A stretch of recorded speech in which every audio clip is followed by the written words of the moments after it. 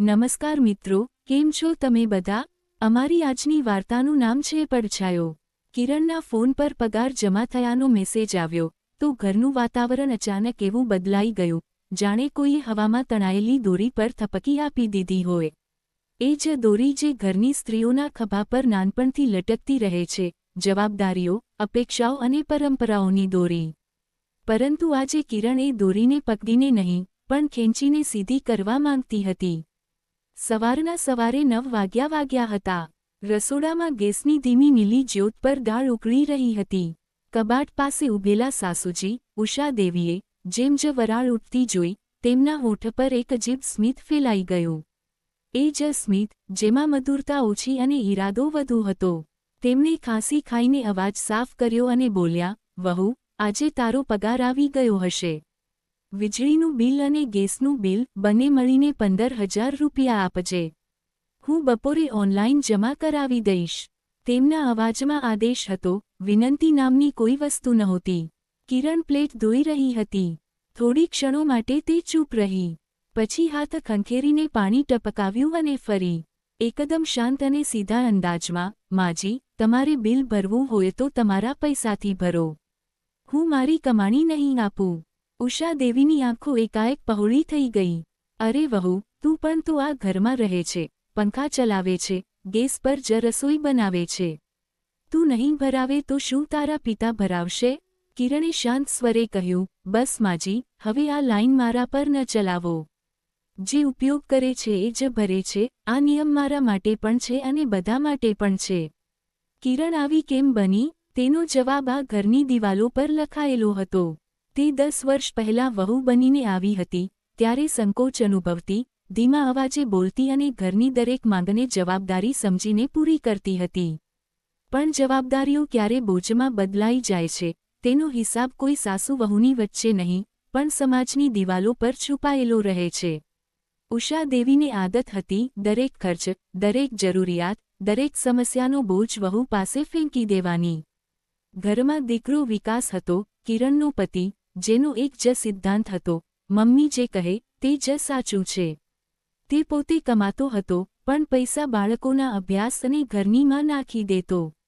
સાસુ, જે નિવૃત્ત હતા, પોતાનું પેન્શન, ઇમરજન્સી ફંડ કહીને અલગ રાખતા અને રોજિંદા ખર્ચ વહુ પર નાખવા લાગ્યા.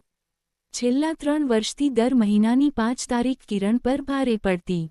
વીજળી, ગેસ, પાણી, ઇન્ટરનેટ, કરિયાણું, બધા ખર્ચ અવારનવાર તેના પગારમાંથી પૂરા થતા હતા. પહેલાં તેણે માની લીધું, ચાલ, ઘર જતો છે. પછી ધીમે ધીમે તેણે અનુભવ્યું કે ઘર એટલે માત્ર તેની જબ નહીં. આજની સવાર અલગ કેમ હતી? કારણ કે ગઈ રાત્રે કિરણે પોતાની બેંક એપમાં પોતાનું સ્ટેટમેન્ટ જોયું. છેલ્લા 6 મહિનામાં બાળકોના કપડાં, ગેસ સિલિન્ડર, વીજળીનું બિલ, રાશન, 2 વાર સાસુના મેડિકલ ટેસ્ટ અને 1 વાર આખા ઘરના પેઇન્ટિંગનો અડધો ખર્ચ, બધું જ તેની સેલેરીમાંથી ગયું હતું.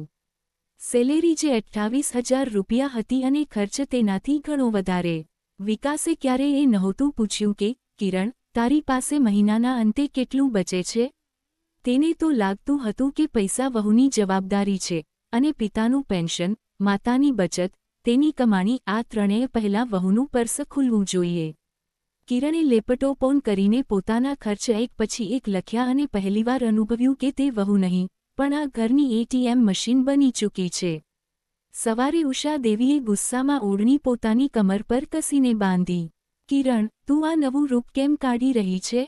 ઘરમાં પૈસાની કમી છે તો થોડી મદદ નહીં કરે?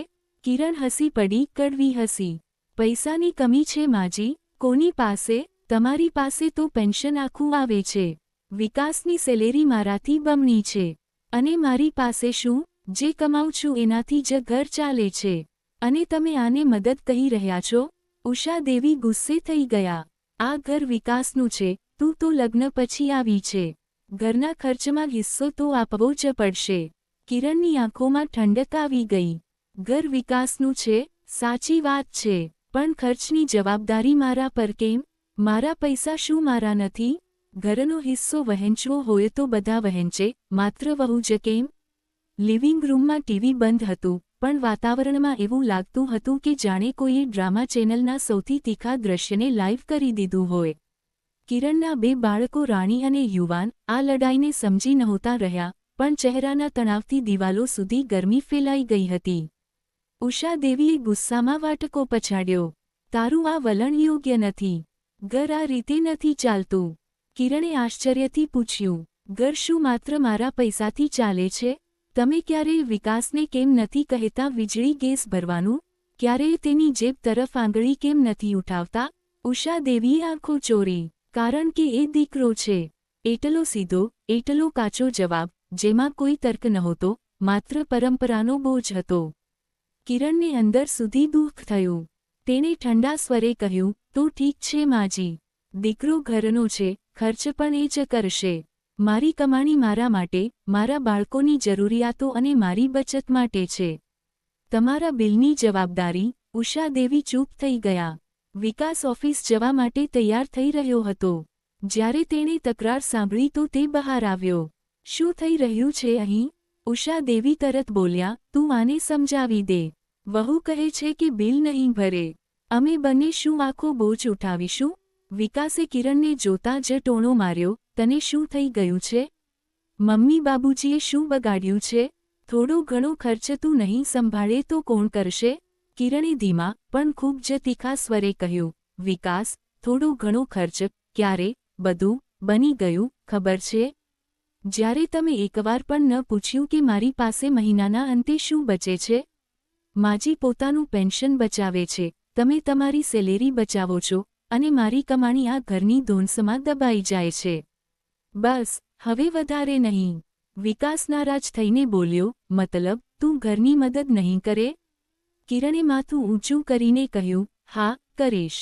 પણ હિસ્સેદારીવાળી મદદ, ગુલામીવાળી નહીં. જે ખર્ચ બધાનો છે, તે બધા વહેંચશે. હું એકલી કેમ? વિકાસ ગુસ્સામાં રૂમમાં જતો રહ્યો.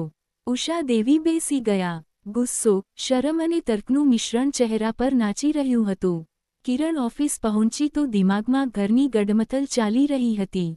બોસ મીટિંગ વિશે જણાવી રહ્યા હતા, પણ તેને અડધું પણ સમજાઈ નહોતું રહ્યું. તેની સહકર્મી રિયાએ પાસે આવીને પૂછ્યું, શું થયું? બહુ અપસેટ લાગો છો આજે. કિરણે નજર ઊંચી કરી અને થોડી સેકન્ડ માટે બધું કહી દેવાનું મન થયું, પણ તેણે પોતાને રોકી લીધી. બસ થોડું ઘરમાં ટેન્શન છે, તેણે હળવેથી કહ્યું. રિયાએ હસીને પાણી આપ્યું. તેણે કહ્યું, કિરણ, એક વાત કહું? સ્ત્રી જ્યારે પોતાના પૈસા બચાવે છે ને, ત્યારે જ તેની પાસે પોતાની ઓળખ બચે છે. નહીતર ઘરવાળા, સંબંધો, સમાજ બધું ખેંચી લે છે. કિરણે એક લાંબો શ્વાસ લીધો. કદાચ આ જ તે વાક્ય હતું જે તે પોતાની જાતને પણ કહેવા માંગતી હતી. આ જ દરમિયાન ઘરમાં ઉષાદેવીનો અસલી ખેલ શરૂ થઈ ચૂક્યો હતો. વિકાસ ઓફિસ જઈ ચૂક્યો હતો, અને ઉષાદેવીએ પડોશી મીનાને બોલાવી લીધી. એ જ મીના જે ઘરે ઘરે આગમાં ઘી નાખવાનું લાયસન્સ લઈને ફરતી હતી. જેમ જ બંને બેઠા, ઉષાદેવીએ આખો કિસ્સો સંભળાવ્યો, પણ એવી રીતે, જેમાં વહુ ખોટી અને તે બિચારી દેખાય. મીનાએ તરત કહ્યું, અરે દીદી, આજકાલની વહુઓ તો બસ પૈસા જ પૈસા જાણે છે. ઘરને ઘર નહીં, હોટેલ સમજે છે. ઉષાદેવીએ દુઃખી ચહેરો બનાવ્યો.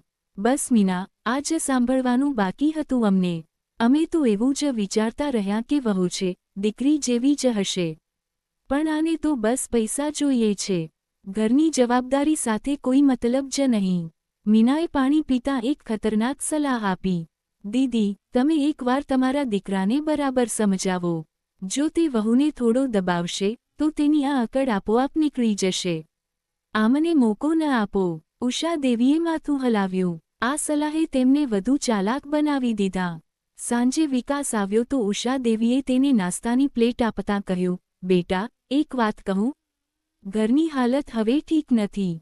વહુએ તો આજે કહી જ દીધું કે તે બિલ નહીં આપે. કાલે ખબર નહીં શું કરશે. વિકાસે ગુસ્સામાં કહ્યું, હદ છે.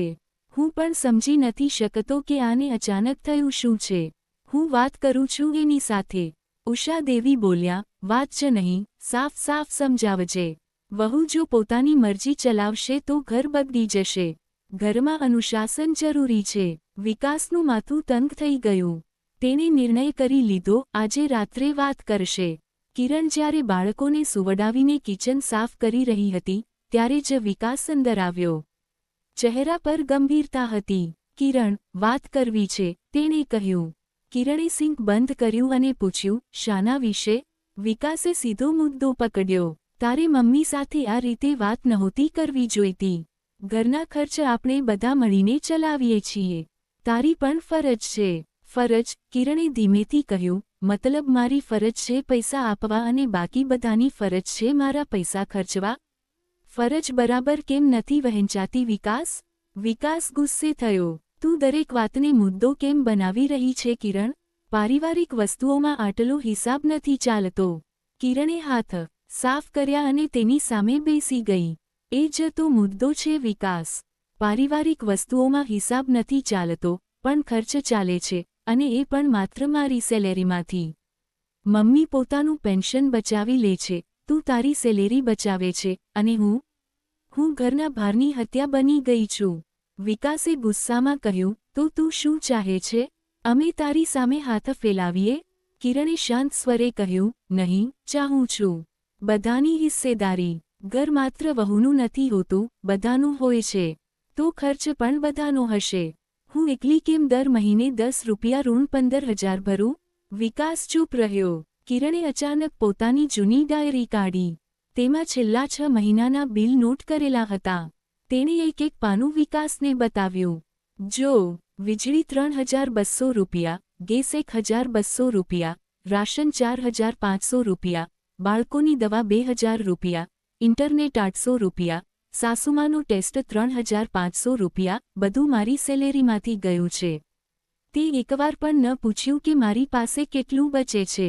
વિકાસનો ચહેરો સુકાઈ ગયો. તેને લાગ્યું કે કિરણના શબ્દો ગુસ્સો નહીં, પણ સચ્ચાઈ હતા. કિરણે ડાયરી બંધ કરી. આજથી જે ખર્ચ બધાનો છે, તે બરાબર વહેંચાશે. આ જ અંતિમ નિર્ણય છે. વિકાસ પાસે કોઈ જવાબ નહોતો. તેણે બસ એટલું જ કહ્યું, આ વાતો મમ્મીને ખરાબ લાગશે. કિરણે મક્કમ અવાજે કહ્યું, એટલે જ તો કહું છું, આપણે બધા બદલાશું. નહીતર હું જ હંમેશા કેમ બદલાઉં?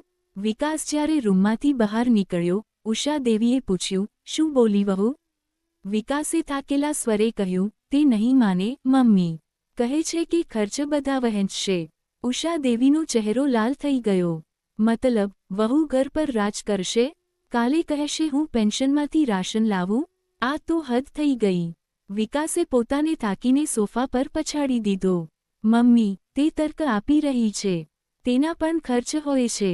ઉષા દેવીએ વચ્ચેથી વાત કાપી, બસ બેટા, તું તારી મમ્મીને છોડી દેશે. વહુના કહેવા પર ચાલીશું આપણે. આ વાત વિકાસના દિમાગમાં તીરની જેમ ઘૂસી ગઈ. તેને આ વાત ખોટી લાગી. માં અને વહુ વચ્ચે સરખામણી. ઉષા દેવીએ નિસાસો નાખીને કહ્યું, બેટા, મને લાગે છે હું આગળ આ ઘરને નથી સંભાળી શકતી.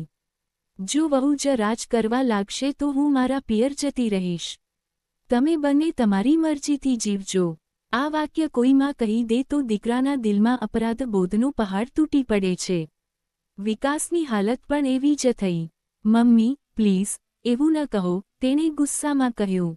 ઉષા દેવી બોલ્યા, નિર્ણય તારા હાથમાં છે. યા તો ઘર મારું રહેશે, યા વહુનું. બંનેનું નહીં. આ શબ્દો સાંભળતા જ ઘરનું વાતાવરણ એકદમ થંભી ગયું. કિરણ રૂમમાં ઊભી બધું સાંભળી રહી હતી, પણ આ વખતે તે તૂટવાની નહોતી. તેણે ધીમેથી કહ્યું, માજી, તમે ઘર છોડીને નહીં જાઓ, અને હું પણ નહીં જાઉં. કારણ કે ઘર કોઈ એકનું નથી હોતું, બધાનું હોય છે. ઉષા દેવી પાછળ ફરીને બોલ્યા, તો તું બદલવા તૈયાર છે? કિરણે દૃઢતાથી કહ્યું, હા, બધા ખર્ચ બરાબર વહેંચવા માટે. વિકાસ વચ્ચે કૂદી પડ્યો. બસ, દરેક વાત પૈસા પર લાવીને કેમ રોકી દે છે? કિરણે ઊંડો શ્વાસ લીધો. થોડીવાર પછી તે ચીડાઈને બહાર જતો રહ્યો. તેને પોતાને સમજવાનો સમય જોઈતો હતો. બીજા દિવસે સવારે જ્યારે વિકાસ ઉઠ્યો, કિરણ પહેલાંથી જ કિચનમાં હતી. પણ આજનો નજારો અલગ હતો. ટેબલ પર 3 કાગળ મૂકેલા હતા, ઘરના ખર્ચની યાદી, 3 સભ્યોના યોગદાનની બરાબર વહેંચણી અને છેલ્લો કાગળ કિરણનો નિર્ણય. વિકાસે કાગળ વાંચ્યો. તેની આંખોમાં આંચકો આવ્યો. ત્રીજી શીટમાં લખ્યું હતું, યા તો આપણે ત્રણેય મળીને ઘર ચલાવીશું, દર મહિને બરાબર યોગદાન આપીને, યા તો હું માત્ર મારી અને મારા બાળકોની જવાબદારી ઉઠાવીશ. તમે અને માજી તમારા હિસ્સાનો ખર્ચ પોતે સંભાળશો. કોઈ દબાણ નહીં, હવે બધાની જવાબદારી બરાબર. વિકાસે લાંબો શ્વાસ લીધો. આ તેની પત્નીનો અવાજ નહોતો, એક સ્ત્રીની ઓળખની ઘોષણા હતી. વિકાસ ધીમેથી રૂમમાં ગયો જ્યાં કિરણ બારી પાસે બેઠી હતી. કિરણ, તેનો અવાજ નરમ હતો. કિરણ ફરી. વિકાસે ધીમેથી પૂછ્યું, તું ખરેખર ચાહે છે કે આપણે ત્રણેય ખર્ચ બરાબર આપીએ? કિરણે ખચકાટ વિના કહ્યું, હા. તને શું લાગે છે, હું પૈસા ઘરમાં નથી લગાવવા માંગતી? હું ચાહું છું કે મારી મદદ એહસાન ન બને. આપણે બધા બરાબર હોઈએ, ત્યારે જ ઘર બનશે. વિકાસ થોડીવાર ચૂપ રહ્યો. પછી તેણે કહ્યું, મેં ક્યારેય વિચાર્યું જ નહીં. તારા હિસ્સાનો, આપણે બધા તારી સેલેરીને ઘરનું બજેટ સમજતા રહ્યા, અને તું થાકતી ગઈ. કિરણની આંખોમાં પહેલીવાર નરમાઈ આવી. વિકાસે ધીમેથી કહ્યું, ઠીક છે કિરણ. આજથી ખર્ચ બરાબર, ત્રણેયનો હિસ્સો ત્રણેય આપશે. કિરણની આંખો ચમકી ઉઠી. એ જ વખતે ઉષા દેવી રૂમમાં આવી ગયા. તેમને લાગ્યું હતું કે વિકાસ તેમની તરફથી નિર્ણય કરશે. પણ જેવું તેમણે સાંભળ્યું, ખર્ચ બરાબર, તેમના ચહેરા પર આશ્ચર્યની પરત જામી ગઈ. મતલબ શું, હું પણ ખર્ચ આપું? તેમણે હેરાન થઈને પૂછ્યું. વિકાસે પહેલીવાર દૃઢ સ્વરે કહ્યું, હા મમ્મી, તમે પણ. વહુ ઘર ચલાવવા માટે છે, ઘરનો બોજ ઉઠાવવા માટે એકલી નથી. હવે બધા બરાબર યોગદાન આપશે. ઉષા દેવીની આંખો ફાટી ગઈ. થોડી ક્ષણો તેમણે પોતાની વહુને જોઈ. એ જ વહુ, જેને તે કાલ સુધી સરળ માનતા હતા, પણ આજે તેણે ઘરની પરિભાષા જ બદલી દીધી હતી. તે કંઈ પણ કહ્યા વિના રૂમમાંથી બહાર ચાલ્યા ગયા, પણ પહેલીવાર તેમના ચહેરા પર ગુસ્સો ઓછો અને વિચાર વધારે હતો. સાંજે ઉષા દેવીએ પોતે આવીને કહ્યું, ઠીક છે વહુ. જો ઘર ચલાવવું છે તો બધાનો હિસ્સો જરૂરી છે. હું પણ મારા પેન્શનમાંથી યોગદાન આપીશ. તે ખોટું નહોતું કહ્યું. વહુ છો, પણ ઇન્સાન પણ છો. કિરણના હાથ થંભી ગયા. તે આ સ્વીકાર સાંભળવાની આશા નહોતી રાખી રહી. આજે પહેલીવાર ઉષા દેવીએ તેને વહુ નહીં, બરાબરનો સભ્ય માન્યો હતો. આશા કરું છું મિત્રો, તમને અમારી વાર્તા જરૂર ગમી હશે. ધન્યવાદ.